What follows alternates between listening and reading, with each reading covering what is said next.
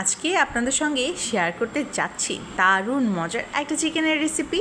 Normal খাবার খেতে খেতে বোর হয়ে গিয়েছেন, চিকেনের অন্য খাবার খেয়েও একদম বোর, তবে কিন্তু এই আয়োজন আপনাদের জন্য।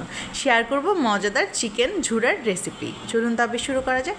তার জন্য প্রথমে আমি কড়াই একটুখানি পানি নিয়ে একটা চিকেন ব্রেস্ট পিস দিয়ে দিলাম এবং কয়েক টুকরা লেবু দিলাম, একটুখানি লবণ দিলাম। এবারে দিয়ে দিব হাফ চামচের মতো আদা রসুন বাটা। এবার এটাকে সিদ্ধ করে নিতে হবে। লেবুটা দেওয়ার কারণে কিন্তু এটা স্মেলটাও খুব ভালো আসে আর খেতেও আমার কাছে মনে হয় ভালো লাগে। কিছুক্ষণ সময় নিয়ে যখন দেখবেন সিদ্ধ হয়ে এসেছে তখন পানিটা থেকে চিকেনটাকে তুলে নিতে হবে, তবে পানিটা কিন্তু ফেলে দেবেন না, এটা রেখে দেবেন পরবর্তীতে ইউজ করার জন্য। এবারে অন্য একটি কড়াইয়ে আমি কিছুটা তেল দিয়ে দিলাম গরম হওয়ার জন্য।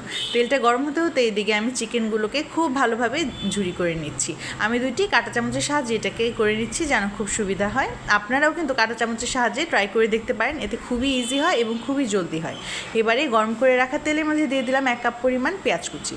পেঁয়াজগুলোকে কিছুক্ষণের জন্য ভাজাভাজি করতে দিলাম আর এই পর্যায়ে আমি দিয়ে দিব এলাচ, দারচিনি, তেজপাতা এবং কয়েক টুকরা গোলমরিচ। এখানে আমি গোটা গোলমরিচটাই ব্যবহার করছি। এবারে সব কিছুকে খুব ভালোভাবে মিশিয়ে নিতে হবে।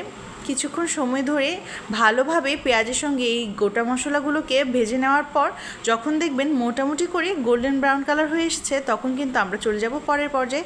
আমরা যে আগে রেডি করে রেখেছিলাম ওই চিকেন স্টকটা, ওইটাকে আমি অল্প একটু দিয়ে দিচ্ছি। এই রান্নাতে আমি এক্সট্রা পানি ব্যবহার করছি না, ওই চিকেনের পানিটাই দিলে কিন্তু দেখবেন টেস্টটা বেশ ভালো আসে। এবারে দিয়ে দিব গুঁড়া মশলাগুলো। দিয়ে দিলাম হলুদ গুঁড়া, মরিচের গুঁড়া দুটোই 1 চামচ করে। দিয়ে দিলাম ধনিয়ার গুঁড়াও 1 চামচ পরিমাণ, জিরার গুঁড়া হাফ চামচ পরিমাণ। এবার একটুখানি নেড়ে দিতে হবে। এ পর্যায়ে আমি আরও একটুখানি চিকেনের পানিটা দিয়ে দিচ্ছি। এবারে খুব ভালোভাবে আবার মশলাটাকে মিশিয়ে নিতে হবে এবং মশলাটা কিছুক্ষণ সময় ধরে কিন্তু কষিয়ে নিতে হবে। এ পর্যায়ে দিয়ে দিচ্ছি কিন্তু গরম মশলা। এখানে 1 চামচের মতন গরম মশলা ইউজ করলাম এবং 1 চামচের মতন লবণ ব্যবহার করছি। এবারে সব কিছু আবার খুব সুন্দরভাবে মিশিয়ে নিলাম। খুব সুন্দরভাবে কিছুক্ষণ সময় নিয়ে মশলাটাকে কষিয়ে নিতে হবে। এই পর্যায়ে দিয়ে দিব কিছু বাটা মশলা। দিয়ে দিলাম 1 চামচ পরিমাণ আদা বাটা।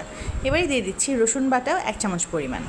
এবারে আবার খুব সুন্দরভাবে নেড়ে দিতে হবে। আপনারা চাইলে এখানে কিছুটা পেঁয়াজ বাটাও ইউজ করতে পারেন। কিছুক্ষণ সময় ধরে খুব ভালোভাবে মশলাটা কষিয়ে নেওয়ার পর যখন দেখবেন এরকম তেল ছেড়ে এসেছে তখন বুঝতে হবে আপনার মশলা কষানো একদম কমপ্লিট হয়ে গিয়েছে। এ পর্যায়ে দিয়ে দিচ্ছি ঝুরি করে রাখা চিকেনগুলা। এখানে একটা ব্রেস্ট পিস আছে যেহেতু, তাই আমি সেই পরিমাণে কিন্তু মশলা দিয়েছি। আপনাদের যদি বেশি হয় তবে বেশি দিবেন। এবারে ঝুরা মাংসগুলো কিন্তু খুব সুন্দরভাবে মশলার সঙ্গে মিশিয়ে নিতে হবে। খুব ভালোভাবে এই মশলার মধ্যে কিছুক্ষণ ধরে ভেজে নেওয়ার পর আমি এখানে দিয়ে দিচ্ছি আরও একটু চিকেন স্টু বা চিকেন স্টক। আমি এখানে আরও কিন্তু একটুখানি অ্যাড করব, তবে সেটা একটুখানি পরে। এর মধ্যে আমি এক্সট্রা কোনো পানি ব্যবহার করব না এবং অতিরিক্ত আমি কোনো পানি এখানে ব্যবহার করছি না, জাস্ট আরও একটুখানি পানি ব্যবহার করেছিলাম। ব্যাস, আমার কিন্তু একদম চিকেন ঝুরা মোটামুটি হয়ে এসেছে। যখন দেখবেন এরকম গোল্ডেন ব্রাউন কালার হয়ে আসছে তখন বুঝবেন যে আপনার কিন্তু রান্না হয়েই গিয়েছে।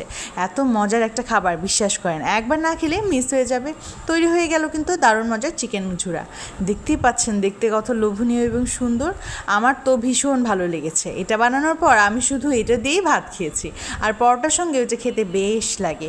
আজকের রেসিপিটি কেমন লাগলো আমাকে কিন্তু কমেন্ট করে জানিয়ে যেতে একদমই ভুলবেন না। মজাদার এই রেসিপি কিন্তু একবার হলেও অবশ্যই বাসায় ট্রাই করবেন এবং ট্রাই করলে আমাকে অবশ্যই জানাবেন কেমন লেগেছে। আজকে তবে এই পর্যন্তই। সবাই ভালো থাকবেন, সুস্থ থাকবেন। অনেক অনেক ধন্যবাদ আজকের ভিডিওটি দেখার জন্য এবং রেসিপিটি কিন্তু একবার হলেও ট্রাই করবেন।